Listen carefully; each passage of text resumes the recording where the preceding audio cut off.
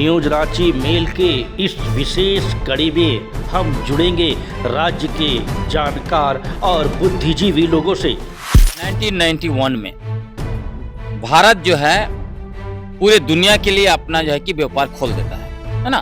1991 से पहले आप देखिएगा तो बहुत कम ऐसी कंपनियां थी जिसको सरकार लाइसेंस देती थी व्यापार के लिए। जमीन पर रिम्स 2 बनाने के लिए सरकार आड़ी पड़ी है। उधर जो है बुरमू में खेती की 1500 एकड़ जमीन पर ये लोग जो है कि स्मार्ट सिटी बनाने के लिए वहाँ ड्रोन सर्वे करा रहे हैं और बाहर से उनका रोजगार और नौकरी सब कुछ देना चाहते हैं। तब फिर यहाँ के लोगों का क्या होगा? स्मार्ट 50% खनिज संपदा है। उसके बाद भी आप अगर कर्ज में चले गए तो ये यहाँ विगत 25 वर्षों के अंदर में जितने लोग शासन किए ये लोग शासन करने लायक नहीं है। ये अपना परिवार नहीं चला सकते होंगे इसलिए सरकार नहीं चला सकते हैं इनको।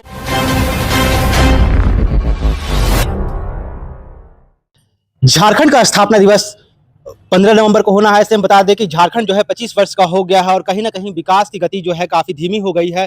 इन तमाम चीज़ों को लेकर के हम गलेक्सन डुंडुन से भी जुड़ेंगे। साथ ही आपको बता दें कि झारखंड जो है रेवेन्यू के मामले में काफ़ी ज़्यादा जो है विभिन्न राज्यों के मुकाबले जो है सरकार को देती है। ऐसे में क्या कुछ यहाँ की आदिवासी की जो अस्मिता है वो भी अभी तक पहचान जो है अच्छे से नहीं बन पाई। तमाम चीज़ों को लेकर के जो है आदिवासी अभी भी धरने पर लगातार जो है करते आ रहे हैं। इन तमाम चीज़ों को लेकर जुड़ेंगे। क्या कहेंगे जिस तरह से लगातार जो है झारखंड का 25 वर्ष भी हो गया है और 15 नवंबर को स्थापना दिवस भी मनाने जा रही है, कहीं ना कहीं झारखंड जो है पीछे नजर आ रहा है। जरूर मैं ये कहूँगा कि झारखंड अपना मूल जो सपना था उसको छोड़ के कहीं और दूसरा सपना को पकड़ने की कोशिश में लगा हुआ है, ऐसा लगता है। और इसका कारण यह है कि जब झारखंड का गठन हुआ तो झारखंड उस समय में झारखंड का गठन हुआ जब पूरा मार्केट जो है झारखंड को कब्जा करने के लिए तैयार था। झारखंड का गठन तब नहीं हुआ जब झारखंड का गठन एक्चुअली होना चाहिए था। मैं इसलिए बोलूंगा कि जब झारखंड का गठन हुआ उसके बाद आप देखिएगा लगातार जब एनालिसिस हुआ है तो झारखंड को एक इकोनॉमिक स्टेट के रूप में ही बताया गया है। बार बार यही कहता रहा लोग, यही लिखते रहे लोग कि झारखंड में 40% मिनरल्स है इसलिए इसको यहाँ से यहाँ जंप करना चाहिए। लेकिन झारखंड के मूल में अगर आप देखेंगे तो ये झारखंड इकोनॉमिक स्टेट नहीं है। झारखंड की मांग जो मूल मांग रही है वो एक तरह से कल्चरल स्टेट के रूप में मांग की गई है। यहाँ की संस्कृति, यहाँ का भाषा, यहाँ की पहचान है ना। और अब देखिए जब 1930, 40 और 50 के दशक में जब झारखंड उफान पर था, यदि तब झारखंड का गठन हो गया होता तो यह झारखंड अभी बहुत आगे निकल गया होता। क्योंकि तब मरांगम के जयपाल सिंह मुंडा और दूसरे भी आंदोलनकारी जो उस मूवमेंट में थे उनके पास एक बड़ा विजन था।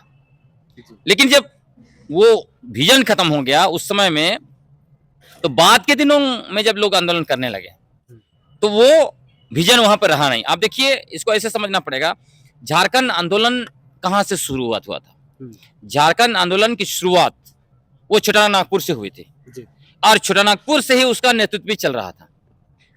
और झारखंड आंदोलन का यह सिलसिला दूसरे फेज तक होता रहा। पहला फेज मरांगों के जयपाल सिंह मुंडा, दूसरा फेज जो था वो झारखंड के भीष्म पितामह कहे जाते हैं एनी होरो और बागुन सुमराय। उसके बाद तीसरा फेज में सडनली झारखंड का लीडरशिप शिफ्ट हो जाता है संताल परगना में। दिसुम गुरु, शिबू सोरेन, AK रॉय और फिर जो है कि आपका ये विनोद बिहारी महतो। तो वहां से चीजें जो है कि क्योंकि लीडरशिप जब अलग अलग होता है ना तो चीजें भी बदलती। और उसके बाद में आप देखिए 1991 में भारत जो है पूरे दुनिया के लिए अपना जो है कि व्यापार खोल देता है ना। 1991 से पहले आप देखिएगा तो बहुत कम ऐसी कंपनियां थी जिसको सरकार लाइसेंस देती थी व्यापार के लिए अलग अलग क्षेत्र में। लेकिन 1991 में लिबरलाइजेशन पॉलिसी आया, डॉक्टर मनमोहन सिंह ने लाया। उसके बाद भारत का बाजार खुल गया। अच्छा, वो तो पहले की बात है। नहीं, लेकिन अब मैं इसलिए बोल रहा हूँ, इसका लिंक है। उसके बाद जैसे देखिएगा जब दुनिया का मार्केट जो है, भारत का मार्केट दुनिया के लिए खोल दिया जाता है तब सडनली जो है कि झारखंड का गठन होता है। अब की बात अगर विकास की बात उसके बाद देख लीजिए, उसके बाद उसको लिंक में समझना होगा। उसके बाद क्या हुआ, जब झारखंड का गठन होता है तो झारखंड की सत्ता पर वो लोग बैठते हैं जिनके पास झारखंड का ये सपना नहीं होता है ना। झारखंड बीजेपी तो लड़ाई नहीं लड़ा था झारखंड के लिए। हालांकि प्रथम मुख्यमंत्री बीजेपी ने ही दी। इसीलिए मैं कह रहा हूँ झारखंड का लड़ाई किसी और ने लड़ा, लेकिन सत्ता कोई और में बैठा, तो सपना किसी और का था, कोई और जो है कि गाड़ी चलाने लगा, तो वो तो नहीं सकेगा ना। अटल बिहारी जी का सबसे महत्वपूर्ण योगदान भी रहा है। जो भी हो, वो तो वहां थे तो उनको बनाना था, लेकिन वो झारखंड का जो सपना था उस सपना के साथ वो सत्ता में नहीं आए बाबूलाल मरांडी जी, क्योंकि वो झारखंड आंदोलन के वो हिस्सा में थे ही नहीं।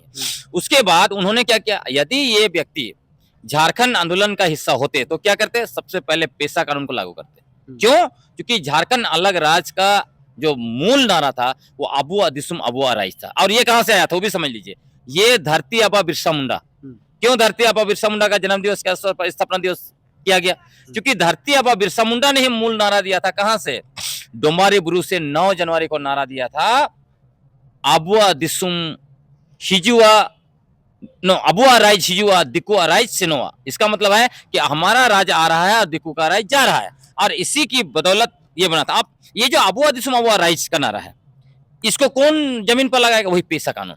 अच्छा, अगर पेशा कानून की बात कर रहे हैं तो भाजपा का ठीक है सरकार है, उस पर आप आरोप लगा रहे हैं कि वो नहीं लगाए, पर जेएमएम की भी सरकार तो कहीं ना कहीं काफी वही मैं कह रहा हूँ, लेकिन यहाँ पर लगातार जो है डीरेल होता गया। 14 साल का शासन बीजेपी का रहा, बीच बीच में फिर जेएमएम का आया, लेकिन जो झारखंड का देखिए, झारखंड का जो मूल सपना था वो तो जेएमएम ने भी नहीं देखा था ना। किसने देखा था?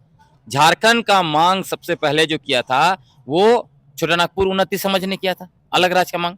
उसके बाद में आदिवासी महासभा बनता है, फिर आदिवासी महासभा का लीडरशिप जो लेते हैं मरांगों की जयपाल सिंह मुंडा।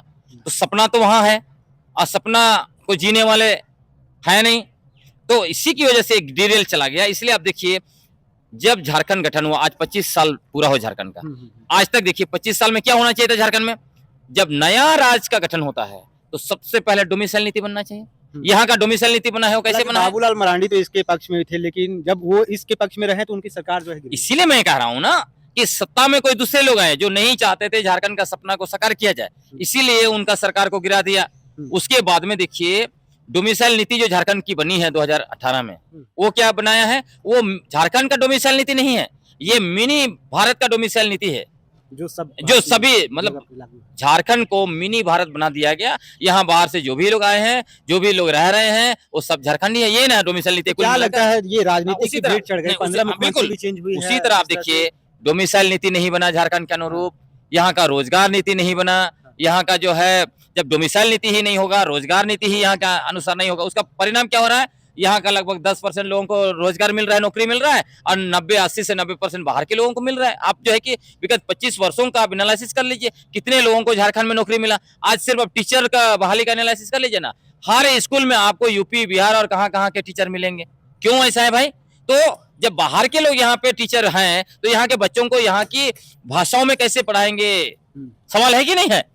तो क्या राज आपने बनाया है जहाँ पे आप न डोमिसाइल नीति सही से बना सकते हैं, ना जो है कि नियोजन नीति सही से बना सकते हैं। राजनीति की भेंट चढ़ गई क्या झारखंड? क्या लग रहा है? झारखंड पूर्ण रूप से राजनीति की भेंट चढ़ गई। आपको मैं बोलता हूँ, विकास की नीति है क्या झारखंड के लिए? यहाँ का सरकार के पास नहीं है। इसीलिए आज क्या कर रहे हैं? झारखंड का मूल यहाँ के लोगों का आधार क्या है? यहाँ के लोगों का आधार कृषि और वनोपज है। कृषि और वनोपज को बढ़ाने के लिए यहाँ की सरकार ने आज तक क्या किया है? कौन सा नीति बनाया है? यहाँ तो खेती की जमीन पर रिम्स 2 बनाने के लिए सरकार आड़ी पड़ी है। उधर जो है बुरमू में खेती की 1500 एकड़ जमीन पर ये लोग जो है कि स्मार्ट सिटी बनाने के लिए वहाँ ड्रोन सर्वे करा रहे हैं, और बाहर से 1.5 लाख लोगों को वहाँ बसाना चाहते हैं। तो ये आप किसके हक में काम करना चाहते हैं?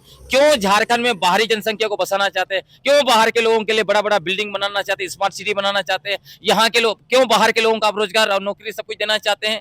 तो फिर यहाँ के लोगों का क्या होगा? स्मार्ट सिटी की अगर बात करें तो रघुवर सरकार में ही जो है इससे कहा गया था कि स्मार्ट सिटी जो झारखंड रांची के लिए बनेगी, लेकिन कहीं ना कहीं वो अभी तक जो है पूरी तरह से सफल नहीं हो पा रही है। हाँ, वही मैं कह रहा हूँ, तो अभी एक्सटेंशन कर रहे हैं ना हर जगह। अभी बुड़मू में जैसे मैंने कहा, पहले नामकुम में बना रहे थे 1500 एकड़ जमीन, कभी और मंझी में, कभी बुड़मू में गया था खेती की, जहाँ धान की फसल लहला रहा है, जहाँ मोड़वा की फसल लहला रही है, जहाँ पर सब्जी लहला रहा है, ये सब कुछ मैं देख के आया हूँ। वहाँ उसको जो है कि 1500 एकड़ जमीन पर स्मार्ट सिटी बनाना चाहते हैं। झारखंड आदिवासी बहुल राज्य है, यहाँ के मुख्यमंत्री भी आदिवासी, कहीं ना कहीं उन्हें आदिवासी की अस्मिता को लेकर के कहीं ना कहीं पहचान बनाने की जरूरत है। आदिवासी लोग यहाँ सिर्फ कुर्सी पर बैठे हैं, चला कोई और रहा है, यही दिखता है। यदि आदिवासी लोग कुर्सी पर बैठे हैं, सत्ता वही चलाते, तो आप तक पेशा कानून झारखंड में लागू हो चुका होता। यहाँ का अनुसूचित क्षेत्र में यहाँ का प्रशासन और नियंत्रण संविधान का अनुच्छेद 244(1) के तहत होता। पी पेशा तो लागू ही कहाँ लागू है? पी पेशा अभी जो लाया गया है उसके बाद जो है लागू होने की बात कही। लागू है नहीं भी। ये सरकार भी विगत 3 साल से नियमावली बना रही है ना। आप सोचिए, एक सरकार 3 साल से नियमावली बना नहीं पाती है, जबकि ये लोग बालू नीति, बालू लूट के बाहरी लोगों को देना है तो बालू का इनका नीति और नियम बन जाता है, शराब नीति और नियम बन जाता है। तो इनके लिए जो फायदे का चीज है उसमें तो बनने में दिक्कत नहीं होता है। जो यहाँ के आदिवासी और मूलवासियों को अधिकार देने की बात होती है, वहां ना नीति बनने देते हैं बाहरी लोग, ना नियम बनाने देते हैं, ना डोमिसाइल बनाने देते हैं, ना नियोजन नीति बनाने देते हैं। तो यहाँ के लोगों को रोजगार भी नहीं मिल रहा है। तो यही हो रहा है। इसलिए मैंने कहा यहाँ का ना विकास नीति झारखंड के अनुरूप है, ना रोजगार नीति, ना नियोजन नीति। आपको मैं बताता हूँ, अभी जो अखबारों में छप रहा है उसको उठा के आप देखिए ना, उसमें जितने लोग आर्टिकल लिख रहे हैं वो क्या झारखंड के लोग हैं? जितने बाहरी लोग आर्टिकल लिख लिख के बता रहे हैं कि झारखंड में विकास ऐसे होना चाहिए, झारखंड में विकास वैसे होना चाहिए, हेल्थ ऐसे होना चाहिए, एजुकेशन ऐसे होना चाहिए, फलाना ऐसे होना चाहिए, यहाँ का आदिवासी मूलवासी तो लिख ही नहीं रहा है, उसको तो लिखवा ही नहीं रहे। क्योंकि जितने भी यहाँ पे मीडिया हाउस भी चल रहा है तो सब तो बाहरी लोग ही चला रहे हैं ना। तो सब कुछ यहाँ का ब्यूरोक्रेट्स जो है कि वो बाहरी है, यहाँ का नेता लोग अधिकतर बाहरी है। मंत्री का देख लीजिए, चुनाव यहाँ पे मंत्री है, बिहार में वोट दे रहे हैं। स्थानीय क्यों कुछ जगह नहीं मिल पा रहा यहाँ पे? बिल्कुल नहीं, कुछ बिल्कुल। आप सिंपल सोचिए कि जैसे ही पेशा कानून को लागू करने के लिए हमने आंदोलन छेड़ा, क्या किया? बाहरी लोग बोलने लगे हम लोग जाके 78% है, ये अन्याय है, पेशा कानून लागू होने नहीं देंगे। इसलिए लागू होने नहीं देंगे क्योंकि यहाँ जमीन माफिया, खनन माफिया, बालू माफिया, शराब माफिया है ना, और जो है कि जितने भी तरह की यहाँ पे आपको माफिया मिलेगा, सारे बाहरी लोग ही सब कुछ लूट पाट रहे हैं। नौकरशाह बाहरी हैं जो डीएमएफटी फंड से लेके टीएसपी और सीएसआर सारा फंड को जाके बंदर बांट कर रहे हैं। तो वो लोग क्यों पेशा कानून लागू होने, क्यों सीएनटी? देखिए, सीएनटी और एसपीटी कानून जो क्या बोलता है, आदिवासी का जमीन गैर आदिवासी नहीं ले सकता है। तो 25 वर्षों के अंदर में बाहरी लोग भर गए, आदिवासी का इतना जमीन, लाखों एकड़ जमीन कैसे उनके पास चली गई? जबकि सरकार है, प्रशासन है, पुलिस है, सब कुछ, सारा चीज है। यहाँ का गवर्नर है जिसको इतना पावर दिया गया है कि आदिवासी का जमीन एलिनेशन हो रहा है तो उनको रोकना चाहिए। विगत 25 वर्षों के अंदर जितने गवर्नर रहे, क्यों जवाबदेह हो नहीं है? तो झारखंड में जितना आदिवासियों की जमीन लूटी गई उसका सारा जवाबदेह यहाँ के गवर्नर है, यहाँ के मंत्री, मुख्यमंत्री से लेके यहाँ के नेता विधायक, यहाँ के डीसी वगैरह, नीचे के ब्यूरोक्रेट्स, ये सारे लोग जिम्मेवार हैं। इसलिए मैं कह रहा हूँ झारखंड का सपना कहीं गुम कर दिया इन लोगों ने, और कहीं दूसरे राज्य का डोमिसाइल नीति भी दूसरे राज्य का, विकास नीति भी दूसरे राज्य का, यहाँ रोजगार नीति में सब कुछ बाहर लगा रहा है। अगर हम रेवेन्यू की बात करें तो झारखंड जो है अभी भी कर्ज में है, लेकिन खनिज और संपदा की अगर बात करें, कोयला सबसे ज्यादा जो है यहीं से रेवेन्यू के मामले में केंद्र सरकार को भी जाती है। क्या कुछ इसका? इसीलिए मैं दुर्भाग्य की बात कहता हूँ, इसलिए कि जब झारखंड का गठन हुआ उस समय आप देखिएगा झारखंड सरप्लस में था। झारखंड का बजट, पहला बजट वो सरप्लस बजट था। झारखंड को पैसा मिला हुआ था पहले से। तो जब आपके पास सरप्लस बजट है और आपके पास 40% खनिज संपदा है, उसके बाद भी आप अगर कर्ज में चले गए तो यही माना जाएगा यहाँ विगत 25 वर्षों के अंदर में जितने लोग शासन किए, ये लोग शासन करने लायक नहीं है। ये अपना परिवार नहीं चला सकते होंगे, इसलिए सरकार नहीं चला सकते हैं। इनको बजट की समझ ही नहीं है। जब बजट की समझ नहीं हुई नहीं, आप इमेजिन कीजिए हमको सरप्लस मिला हुआ है और कहा जा रहा है घर को चलाइए, और उसमें भी खनिज संपदा इतना ज्यादा है जहां से हमको बहुत सारा पैसा आना है। उसके बाद भी अगर मैंने वो पूरा घर को कर्जा में डाल दिया तो मेरे जैसे नालायक व्यक्ति कौन हो सकता है? तो यहाँ जो लोग भी, क्योंकि इसलिए ये हालत हुई क्योंकि झारखंड को विगत 25 वर्षों के अंदर सिर्फ लूटा गया है। मैं तो कहता हूँ सिर्फ डीएमएफटी का जांच हो जाए ना, आपको पता चल जाएगा कितना लूटा है। बाहर का ब्यूरोक्रेट्स और यहाँ के नेता, बाहर के नेता और जितने भी आपका ठेकेदार और जितने दलालों ने। जी बिल्कुल, इस वक्त हमारे साथ गलेसन डुलू थे, राजनीतिक विशेषज्ञ या फिर आदिवासी नेता भी कर सकते हैं। जिस तरह से इन्होंने झारखंड के 25 साल होने के बाद जो है उनका ब्यौरा बताया, रोजगार को लेकर या फिर विभिन्न मुद्दों को लेकर के भी इनसे हमने चर्चा की।